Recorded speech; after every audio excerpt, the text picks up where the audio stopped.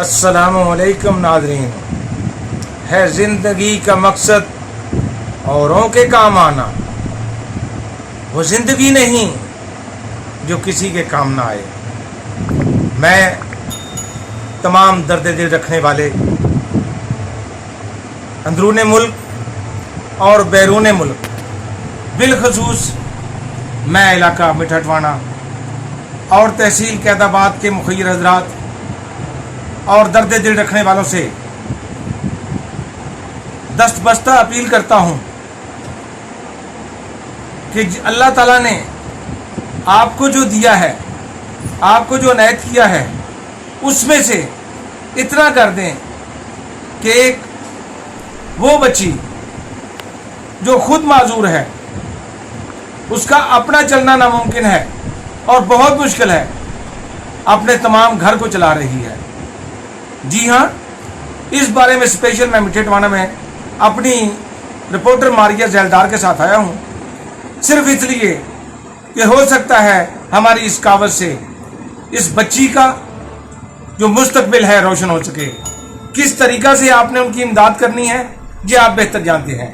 जी मारिया। नाज़रीन अस्सलाम वालेकुम। आज हम आए हैं मिठटवाना में। मिठटवाना में हमें क्यों बुलाया गया? जी इसलिए कि हम आपकी मुलाकात करवा रहे हैं नादिया हसन से। नादिया हसन की आप बीती क्या कहानी है, इसके बारे में हम आपको नहीं बताएंगे, वो ख़ुद अपनी ज़बानी बताएंगी, ताकि आपको उसी की ज़बानी सुन के यकीन आए कि नादिया हसन क्या है और उसकी क्या कहानी है और वो अपनी ज़िंदगी में क्या चाहती है। जी अस्सलाम वालेकुम नादिया। कैसी हैं आप? अल्हम्दुलिल्लाह ठीक। नादिया, ऐसी क्या वजह बनी कि आपको हमें अपने घर पे बुलाना पड़ा? ये तो सर, और सबसे पहले तो मैं सर का शुक्रगुजार हूँ, और उसके बाद मैम का कि उन्होंने मेरी खातिर ये हरफ उठाया। तो मैं ये चाहती हूँ कि मैं अपने पाँव पे खड़ी हो जाऊँ, ठीक है, और उसके बाद मैं एक अच्छी जॉब पे हो जाऊँ, ताकि मैं अपना फ्यूचर जो है वो अच्छी तरीके से समझ सकूँ। यहाँ मिठटवाना में आपके वालिद का क्या नाम है? कौन सी फैमिली से ताल्लुक़ है आपका? हम जो है, मेरे वालिद का नाम मोहम्मद रमज़ान है और हम जो है कुरैश फैमिली से ताल्लुक़। वालिद साहब का पेशा क्या था पीछे से और अभी क्या करते हैं? वो एक टेलर मास्टर है और ये जो कारोबार। नादिया, आप अपने बारे में नाजरीन को बताएं कि आपके साथ ज़िंदगी में ये आप पैदाइशी माजूर हैं या आपको कोई वाक़या पेश हुआ था आपकी ज़िंदगी में? नहीं मैम, कोई ऐसा वगैरह ट्रेजिक कोई नहीं हुई थी, बस मतलब 6 माह की थी तो उस वक्त मुझे बहुत वक्त है। अच्छा, ये पैदाइशी है आपका? जी मैम। अभी आप क्या कर रही हैं अपनी ज़िंदगी में और क्या तालीम आपने हासिल की है? अभी मैं प्राइवेट टीचिंग कर रही हूँ स्कूल अच्छा। में, और उसके बाद मैं जो है एमए एजुकेशन कर रही हूँ। अच्छा, इतनी ज़्यादा तालीम वालिदैन ने कैसे आपको दिलवा दी? वो तो एक टेलर थे, बड़े गरीब थे। बस उन्होंने अपनी मेहनत मजबूरी से जो है मेरी स्टडी की थी वो कंटिन्यू। अभी नाजरीन को बताएं आप क्या चाहती हैं, आपके लिए क्या किया जाए? कोई मुखय्यर हजरात अगर हमसे पूछते हैं या आपका ये जो पैगाम, वीडियो पैगाम है, आपका इंटरव्यू सुनेंगे, तो आप उनको क्या बताएंगे? आप अपनी ज़िंदगी में क्या चाहती हैं कि मेरे लिए हो? मुझे माली इमदाद भी चाहिए ताकि मैं अपनी स्टडी कंटिन्यू कर सकूँ, और उसके बाद मुझे एक अच्छी जॉब भी चाहिए। जॉब तो आप ऑलरेडी कर रही हैं, इससे अच्छी कौन सी जॉब चाहिए तो आपको? प्राइवेट है ना। अच्छा, गवर्नमेंट जॉब चाहिए? गवर्नमेंट की जॉब चाहिए। गवर्नमेंट जॉब इसलिए तो में इतना कौन नहीं सा आपको चाहिए?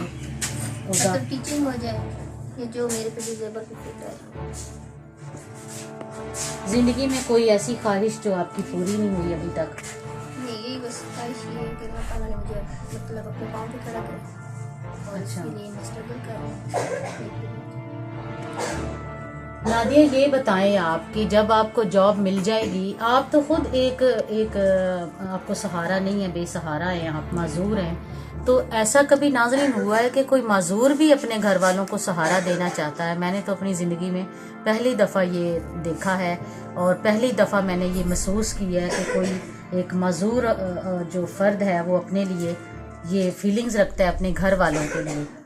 तो आप ये बताएं कि आपको क्या ऐसी बात है, अपने वालिद का एहसास है या आप अपने मुस्तकबिल के लिए करना चाहती हैं? जो इंसान आगे बढ़ना चाहे ना, वो अपने फ्यूचर में बहुत कुछ कर सकता है। ठीक है, वो अपनी फैमिली का भी सहारा बन सकता है, अपना भी कर सकता है, तो सिर्फ मेहनत होनी चाहिए इंसान को। मेरा आपसे ज़ाती सवाल है, आप महसूस मत कीजिएगा। आप सिर्फ ये चाहती हैं अच्छी जॉब के लिए, या अगर कोई आपको प्रपोज कर दे, कोई भी वीडियो पैगाम सुन रहा है, शादी करना चाहे, आपको अपनी इज्जत बनाना चाहे, तो उसके बारे में आप क्या कहेंगी? नहीं, वो तो फिर आगे की बात है ना। पहले इंसान पीछे से अपना फ्यूचर तो कंप्लीट करे। आप पढ़ना चाहती हैं, पहले जॉब करना चाहती हैं? जी नाज़रीन, आप जितने भी लोग मारिया ज़ैलदार को सुन रहे हैं और देख रहे हैं, आप सबसे यही गुजारिश है, जो भी हजरात मुखय्यर हजरात हैं, जो अल्लाह ताला की खिदमत करना चाहते हैं, तो वो इस खिदमत को लेना चाहते हैं, तो आप मीठा टवाना में यहाँ पर आएँ। कुरैशी फैमिली है। आपको नादिया हसन ने अपना नाम और पता बताया है, नीचे इनका नंबर हम आपको देंगे। आपने उस नंबर पे रब्ता करना है या ज़ैन न्यूज़ की टीम से रब्ता करना है, और आप जो भी इनके लिए करना चाहते हैं वो इनसे रब्ता कीजिए। नाज़रीन, बहुत प्यारी बात बता रहा हूं आपको, शायद मेरा ख्याल है बहुत जल्दी समझ जाएंगे आप। हजरत पीर पठान रज़ी अल्लाह ताला अन्हु के पास, रहमतुल्लाह अलैह के पास, एक गरीब आदमी जो बहुत दूर से पैदल चल के आया हुआ था, तकरीबन 3-4 माह उसने सफर किया, तो बैठा अपनी बारी का इंतजार कर रहा था कि पीर पठान साहब से मैं अपना मसला पूछता हूं और उनसे कोई नसीहत लेता हूं कि मुझे जिंदगी में क्या करना चाहिए। जब सब लोग उठ के चले गए तो हजरत पीर पठान ने उन्हें कहा कि ऐ मुसाफिर, बता तुझे क्या चाहिए। उसने कहा मैं तो आपसे एक नसीहत लेने आया हूं कि जिंदगी में कोई ऐसी नसीहत करें ताकि मैं उस पर अमल दरामद करूं और अल्लाह ताला मुझे माफ कर दे और मैं जिंदगी में कामयाब हो जाऊं। तो इस पर आपने कहा, ऐ बंदे, कोशिश किया कर अल्लाह को अपने से बड़ा समझ, कोशिश किया कर अल्लाह को अपने से बड़ा समझ। अगर बड़ा नहीं समझ सकता तो कम से कम अपने बराबर समझ। वो बंदा बड़ा परेशान हो गया। वो कहता है, हजरत पीर पठान ने ये क्या नसीहत मुझे की है कि अल्लाह को बराबर करो, अल्लाह को बड़ा समझो, ये क्या नसीहत की है मुझे। वो बंदा सोचता रहा, रात का टाइम हो गया था, तो वो कहता है, ठीक है हजरत साहब, मुझे इजाजत दें। जब पीर पठान साहब के पास से जाने लगा तो आपने फिर कहा, ऐ मुसाफिर, याद रखना अल्लाह को हमेशा अपने से बड़ा समझना। अगर बड़ा नहीं समझ सकते तो कम से कम अपने बराबर समझना।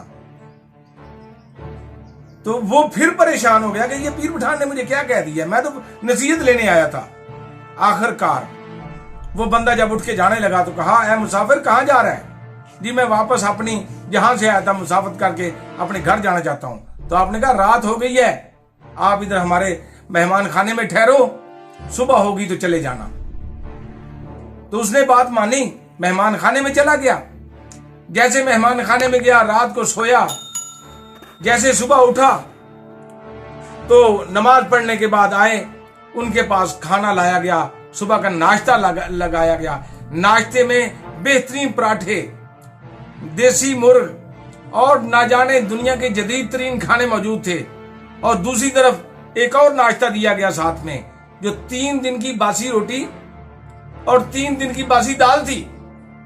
एक फकीर ने आके दरवाजे से जैसे ही वो खाना शुरू करने लगा, सदा लगाई, मैं 3 दिन से भूखा हूं, अल्लाह के वास्ते मुझे खाना दो।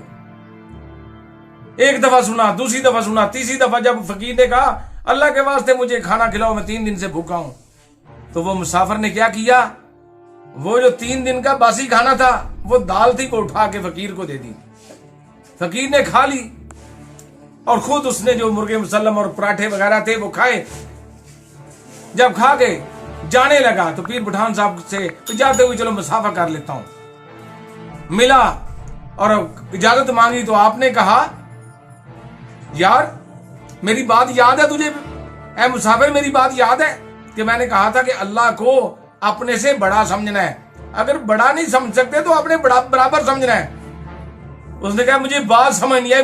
तंग आके उसने पूछा कि ये कौन सी नसीहत है, मुझे आपकी बात समझ नहीं आई हजरत साहब, पीर साहब, मुझे बात समझ नहीं आई।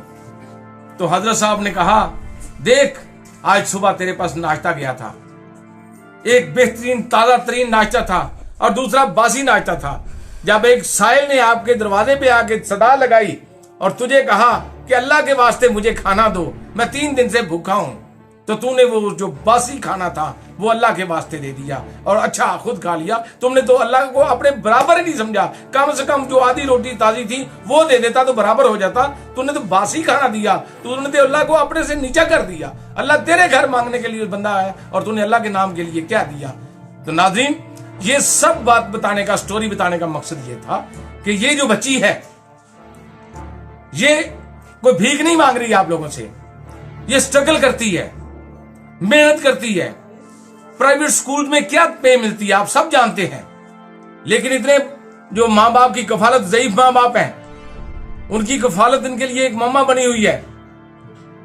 ये ज़ैन न्यूज़ ने जब देखा तो दिल तड़प उठा। अल्लाह, मुझे यकीन है कि आप में से ऐसे लोग होंगे जो अपनी बच्चियों की तरह, अपनी बेटियों की तरह, जिस तरह अपनी बेटियों का सोचते हो, अल्लाह की खातर इस बेटी के लिए भी सोचना है। मेहरबानी, खुश रहिएगा।